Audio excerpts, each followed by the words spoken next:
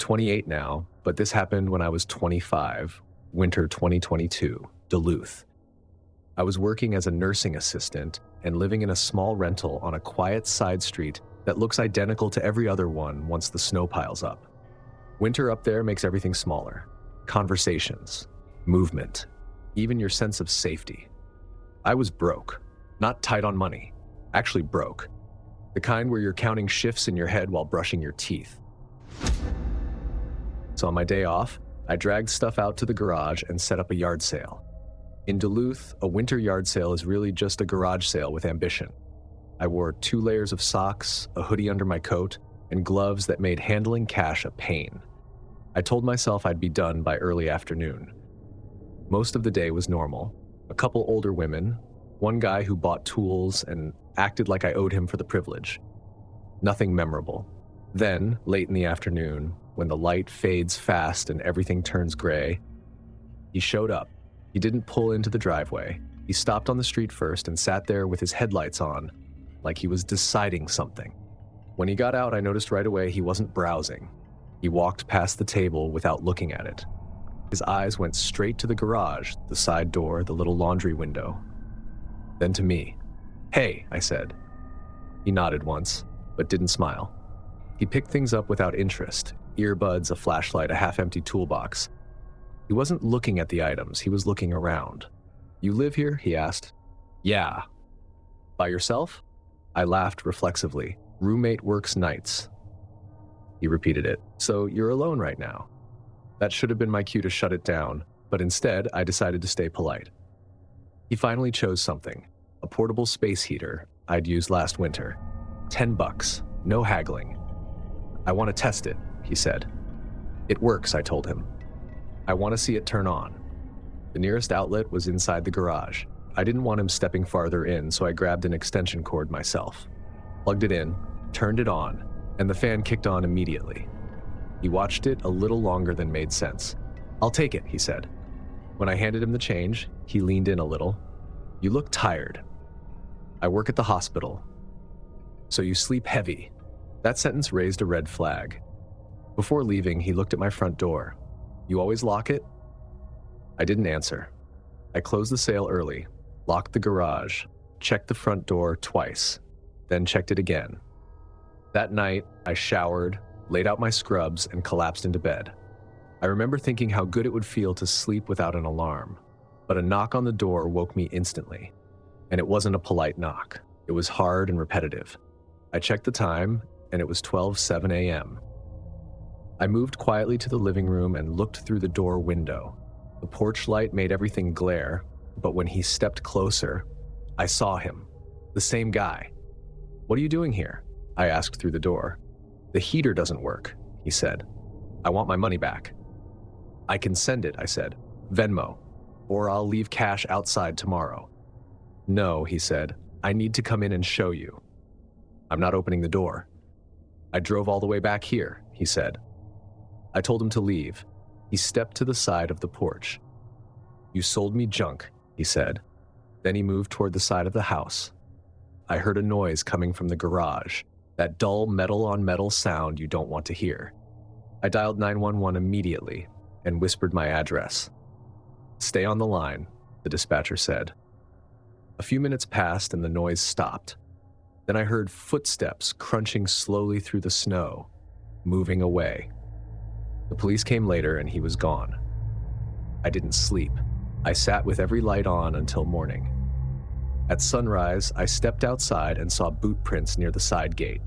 Deep ones. They clustered near the garage, then turned back toward the street. The reason I sent this story is realizing how easy it is to give someone access without meaning to. A smile, a couple answers, a normal afternoon. I thought danger looked like strangers. Turns out, it's how fast someone can act like they belong at your door.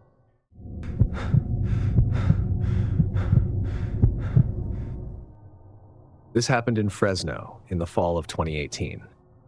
We decided to do a big yard sale because the garage was overflowing and we needed the cash. Just one of those, let's finally deal with this weekends. It was warm, dry, and bright. A day where everything just feels doable. I ran the sale like it was a job site. Tables laid out clean, tools separated from household stuff, prices written clearly. I kept the cash in a waist pouch so I wouldn't have to dig around. My wife was inside, checking on the kids. Our 2 boys were in the backyard, loud and soaked from the hose. Everything felt contained. The driveway filled up fast. Neighbors, random cars stopping, people drifting in from down the block, normal yard sale energy. Questions, bargaining, laughter. I was relaxed, confident. Then I noticed one guy who didn't fit. Not because he looked threatening, he didn't. That's what bothers me now. He didn't settle on anything. He didn't negotiate. He didn't commit. He moved through the crowd slowly, picking things up without interest, putting them down like they were props. And every so often, his eyes would go past the tables, toward the side of the house. I brushed it off. People wander. Some folks just browse. But he wasn't browsing. He was checking. I got pulled into a negotiation with an older guy over a set of drills, the usual back and forth, nothing serious. I was focused on that conversation when the crowd shifted and the floater guy slipped out of my immediate view. I noticed because something felt off. That small internal, where did he go? Before I could scan the yard, the front door opened and my wife stepped out. Her face told me everything before she spoke. "Someone just tried to open the back door," she said. I moved fast. That forward-leaning walk where you already know you're about to see something you don't like. I cut around the tables and saw him near the patio. His hand was on the sliding door handle, like he'd been about to pull it open. He turned when he saw me, calm, almost casual. "What are you doing?" I asked. He smiled slightly. "Oh, I thought the house was part of the sale." He said it like it was a reasonable mistake. No embarrassment, no apology, just watching me, waiting to see what I'd accept. "That's not how this works," I said. "Back away from the door." He raised his hands a little, like I was overreacting, and took a step back, still smiling. Then I noticed something that made my whole body lock up. His eyes weren't really on me. They slid past me into the house, like he was scanning. Kitchen, hallway, layout. I stepped closer, blocking his line of sight. "You need to leave." He didn't argue and didn't push. He just turned and walked back toward the driveway like nothing had happened. And that's when the problem changed. He blended. The driveway was crowded now. Families, kids, people counting cash, people talking over each other. He drifted into it easily, like he'd practiced disappearing in plain sight. I tried to keep eyes on him while pretending to straighten a table, but after a few seconds I lost him. Too many bodies and too much movement. "Is he gone?" my wife asked. "I don't know," I said, sharper than I meant to. I was angry, at him but mostly at myself. I scanned the driveway, then the street. That's when I saw him again, across the road, standing near a sedan I didn't recognize. He was standing there facing our house. His phone was up in his hand, maybe texting, maybe filming. I couldn't tell, but he wasn't shopping anymore. He was watching. For a moment, I thought about walking over there and confronting him, making it loud, making it uncomfortable.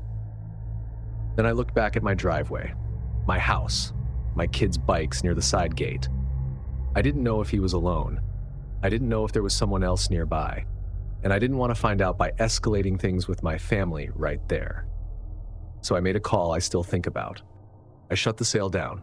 "Sorry, folks," I said. "We're closing up." People complained. A few tried to push. I didn't budge. I started folding tables while my wife gathered the cash and took the kids inside. When I looked back across the street, the man was gone. That night, after everything was quiet, I did a full walkthrough. Front door, back door, side gate, windows. Everything looked fine, until I noticed the kitchen junk drawer. It was open, just a crack. Not obvious, but enough that it caught my eye. I asked my wife if she'd opened it earlier. She said no. Nothing inside was missing. Batteries, scissors, tape, all there, which somehow made it worse. Because if something had been taken, at least there would have been a clear line. Instead, I was left wondering if he'd been inside for a moment when no one was looking, or if he'd opened it just to see what was there, or if my mind was filling in gaps because I knew how close it had come. I'd spent the whole day thinking I was in control, but for a few minutes, I wasn't.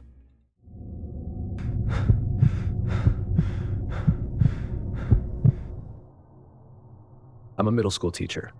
I was 39 when this happened back in 2019, and my kids were still young enough that their shoes looked like toys. We were doing a yard sale in Boise on a Saturday, just clearing out old stuff from the kids, trying to make a little extra money. Mostly clothes, toys, stuffed animals, the kind of things that pile up faster than you realize. My wife was inside doing laundry and keeping the kids away from the driveway. I was out front with a folding table, a coffee, and that fake optimism you get when you tell yourself used pajamas are going to pay for dinner. It was a good morning. Sunny, quiet, neighbors waving as they walked by. One of those days that make you drop your guard without noticing. The first hour went exactly how you'd expect. A couple of small sales, a few people browsing, someone trying to haggle over something that cost $2. Everything normal. Then a guy showed up alone. That part wasn't strange by itself. Yard sales attract everyone, but he didn't wander the way most people do. He walked straight toward the kids section like he already knew where it was. Mid-30s, maybe early 40s. Clean hoodie, jeans. Nothing about him stood out. No kid with him, no stroller.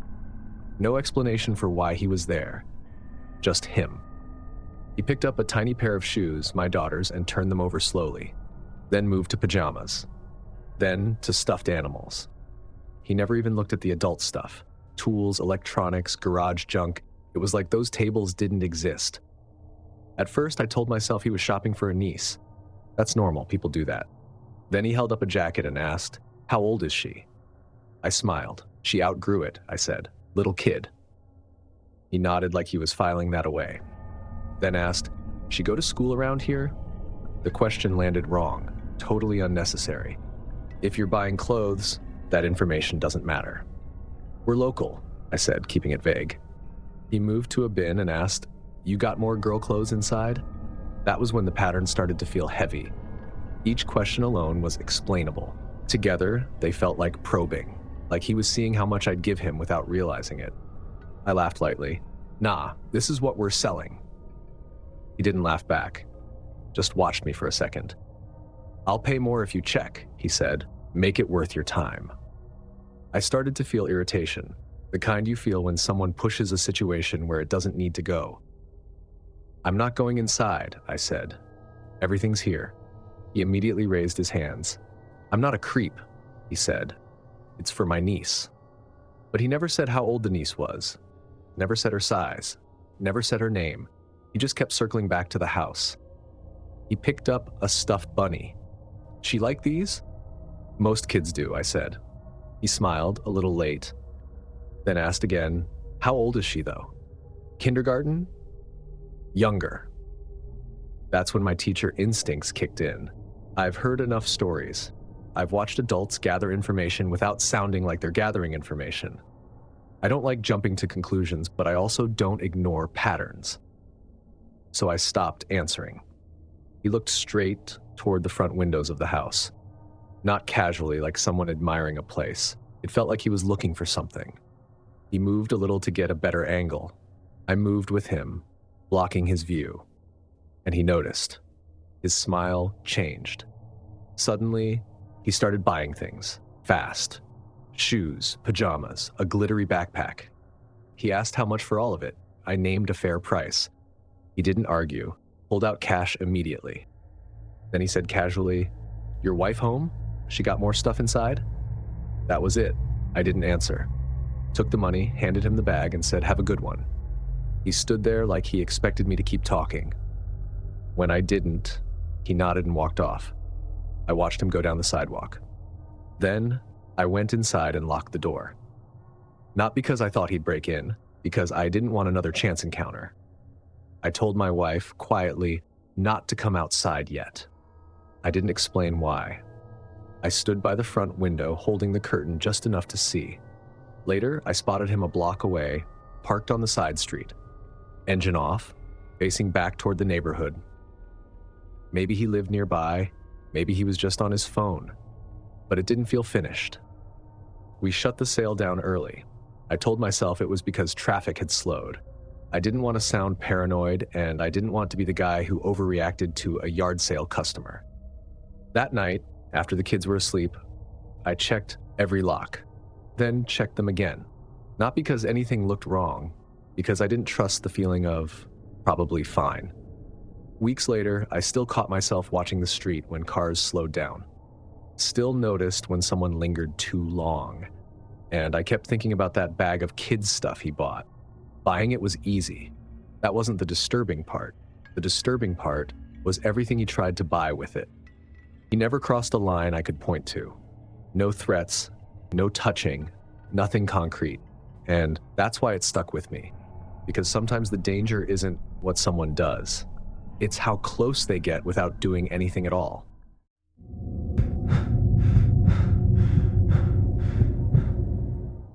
Back in 2018, I was the kind of person who could smile through anything. Awkward comments, uncomfortable questions, people who didn't know when to stop talking. I always tried to keep things polite, to keep things calm, to keep things from escalating. That matters later. This happened in Naperville on a Saturday that felt aggressively normal. Blue sky, mild breeze, the kind of day that makes everyone decide they're finally going to clean out their garage. My mom had been asking me for weeks to help with a yard sale, and I finally gave in. We set up in her driveway. Folding tables, a rack of jackets, kitchen stuff, random decor that hadn't been used in years. Neighbors waved as they walked by. Moms pushed strollers. Someone nearby played music low, so it felt friendly instead of annoying. Everything seemed to indicate that it would be a good day.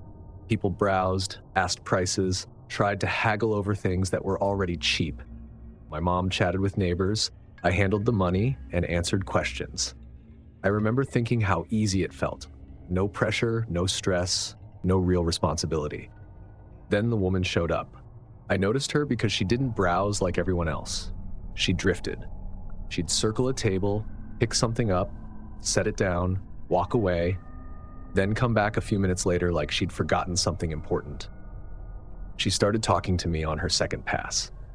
"Oh my gosh, you have such a calming voice," she said, smiling too wide. "You must deal with people all day." I laughed politely, something like that. She looked at me. "Your hair is really pretty, and this place is adorable. It feels cozy." "It's my mom's," I said, nodding toward the house. She smiled like that information mattered. Then she wandered off again. 10 minutes later, she was back, holding a small ceramic dish. She asked the price, paid immediately, then didn't leave. Instead, she lingered and kept talking. "I love neighborhoods like this," she said. "So quiet. You can tell people feel comfortable here." "Yeah," I said, already feeling the conversation stretch longer than it needed to. "Do you live here?" she asked. "Not exactly," I said. "So you're here a lot?" "I help my mom out." "That's nice," she said. "Not everyone does that." Then, casually, "Do you live alone?" It was asked the same way someone asks if an item comes with batteries. I laughed it off. "I'm good." "Roommates?" "Sometimes." She nodded like she was building a picture. "Boyfriend?" The questions were stacking. I gave short answers, hoping she'd move on. She didn't. She kept drifting away and coming back, never buying anything else, always finding a reason to stand near me. At one point, she complimented my voice again. At another, she commented on how easy it must be for me to manage people. Eventually, she came back holding a tiny candle holder, barely worth the exchange. She paid in cash, took the bag, and as she did, she asked it. "So will you be home alone tonight?" she asked, smiling, like it was nothing. For a second, my body went quiet, because there is no harmless reason for a stranger to ask that. I didn't think, I lied instantly. "No," I said, "my husband's a cop." "I don't have a husband, and if I did, he wouldn't be a cop." But the sentence came out clean. Her face changed, just for a fraction of a second. Something tightened, then smoothed over. "Oh," she said, "that's good." And she walked away. No apology. No awkward laugh. Just done. I stood there holding the cash, staring after her, waiting for the normal explanation to appear. It didn't. My mom came over and asked if I was okay. I said yes. We packed up early. I told her I was tired. That night at my townhouse, I locked everything. Twice. I told myself I was being ridiculous. Then a car drove slowly past my place. Then again. Probably nothing. Probably coincidence. Still, I slept with my phone on my chest and the lights on in the hallway. The next day, I replayed it all, trying to make it normal.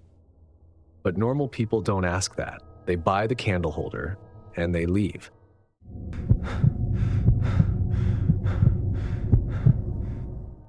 I'm a videographer, not a filmmaker, not a YouTube guy, just someone who's been filming weddings, corporate events, and family stuff long enough that my brain automatically tracks camera angles, lighting, and placement. It's not a skill I can turn off. This happened in the fall of 2017 in Des Moines. I had a rare free weekend and did what I usually do when I'm not working. Drove around looking for cheap gear and old media. If you work in video long enough, you start collecting old tapes, VHS, mini DV, high 8. People give them away. I use them to test decks or practice transfers. I stopped at a small yard sale in a quiet neighborhood. It was a small one, with 2 folding tables, a couple of lawn chairs, and a cardboard box of tapes sitting half in the shade. I asked the woman running it how much for the box. $5, she said. I just want them gone. I paid, tossed the box in my trunk, and didn't think about it again until that night. My home office was basic. Desk, drives, an old TV, and a VCR I kept for odd jobs. I started sorting the tapes like I always do. Most were standard stuff. Birthdays, Christmas mornings, random vacation footage, someone filming a dog for way too long. Then I picked one up that had neat handwriting on a white label. Wedding, 2004. I put it in. The video quality was classic early 2000s VHS. Slight fuzz, blown out whites. A church ceremony, a nervous groom, a bride trying not to cry. The camera zoomed too far, corrected, drifted. Normal. The reception footage followed, speeches, bad jokes, people dancing like they didn't care who was watching. Familiar enough that I almost relaxed. Then the tape didn't end. Instead of cutting to static or a blue screen, it cut to a quiet bathroom. The bride was alone, standing at a sink. Her makeup was streaked, smeared the way it looks when someone keeps wiping tears away with their hands. She looked tired, like she thought she finally had a moment where no one was watching.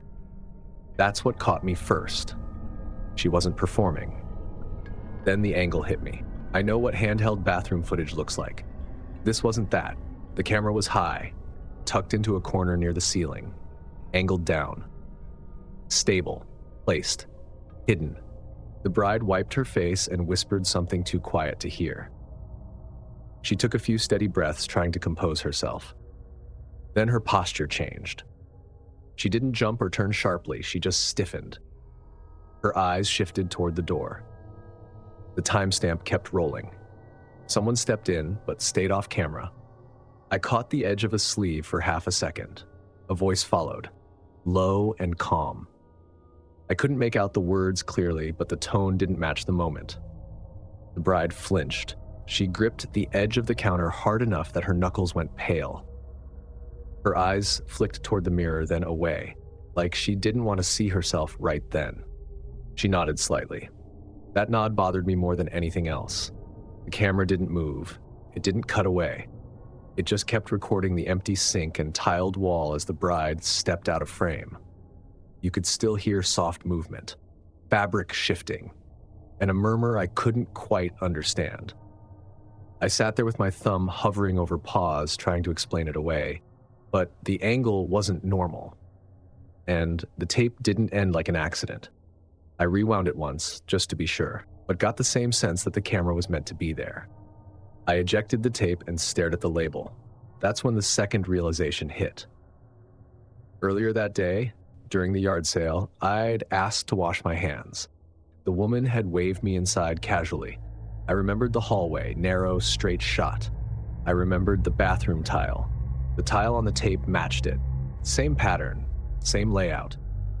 That footage wasn't just some random wedding tape. It was filmed in that house. I sat there replaying the memory, trying to find a difference. There wasn't one. I thought about calling the police, then I imagined how it would sound. I bought a wedding tape at a yard sale, and the last 15 minutes looks like hidden footage. No names, no faces clearly visible, no obvious crime on camera, just fear and implication. The next morning I drove back. The yard sale was gone. The driveway looked clean, like nothing had ever been there. I sat in my car for a minute, debating whether to knock. I decided I wouldn't. I couldn't picture a version of that conversation that didn't end with me standing on a porch, holding a tape, while someone looked at me like I was out of my mind. I still have the tape. I didn't digitize it, I didn't throw it away. It's in a drawer. I bought it for 50 cents. And I can't unsee the last 15 minutes. If these stories made you realize how fast normal can turn dangerous, go ahead. Smash that like button, hit subscribe so you never miss the next nightmare, and tell me which story messed with you the most. And if you think the woods are peaceful once you're far enough from people, you definitely haven't watched 4 really scary Appalachian Trail stories. Click now, because out there, silence doesn't mean safety. Thanks for watching. Stay alert, stay safe, and I'll see you in the next nightmare.